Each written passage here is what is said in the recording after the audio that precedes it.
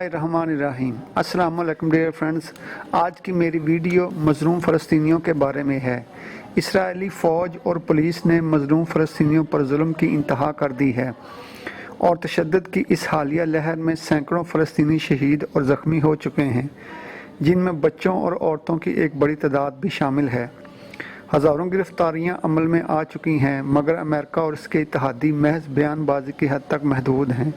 Social media पर फ़लस्तीनियों के हक़ में आवाज़ उठाने वाले अकाउंट्स को बंद कर दिया गया है या इनकी आवाज़ दबाने की कोशिश की जा रही है। नाम नहाद जमहूरी ममालिक जो आज़ादी इज़हार राय और इंसानी हकूक़ की खातर हुकूमतें ख़त्म करने आते हैं और कमज़ोर ममालिक पर इक़्तिसादी और फ़ौजी पाबंदियाँ लगा देते हैं, वो सब भी खामोशी की तस्वीर बने हुए हैं।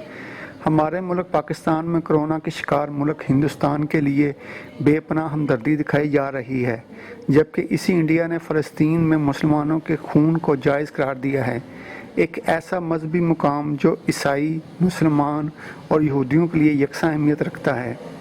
इस इलाके पर सिर्फ यहूदी काबिज होना चाहते हैं।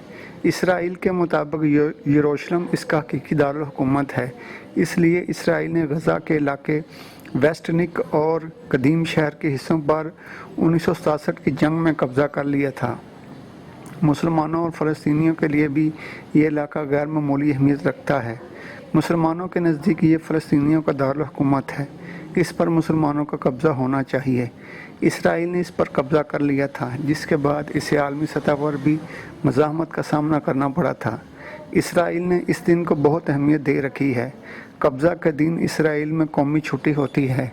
जिस दिन इन्होंने 1967 में कब्ज़ा किया था, उस दिन ये कौमी छुट्टी करते हैं। इसराइल के लोग इस दिन ख़ास एहतमाम और पार्टियां करते हैं। खुसूसन मुसलमानों के घरों के इर्द गिर्द इस साल इन तकरीबात को बहुत बढ़ा चढ़ा कर मनाया गया था, जिससे दोनों तरफ शदीद जज्बात पैदा हुए।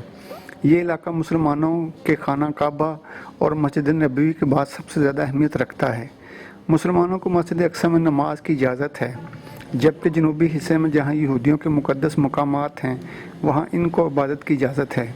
पिछले चंद हफ्तों के दौरान यहूदी मुसलमानों की इबादत की जगह में आकर पुलिस और फ़ौज की मौजूदगी में अपनी इबादत करते हैं, जो यहूदियों और मुसलमानों के दरमियान मुआहदे की खिलाफ वर्जी है। यहूदियों का कहना कि हम इसराइल में पिछले 4000 साल से रहाइश पजीर हैं, इसलिए इस पर हमारा हक़ है।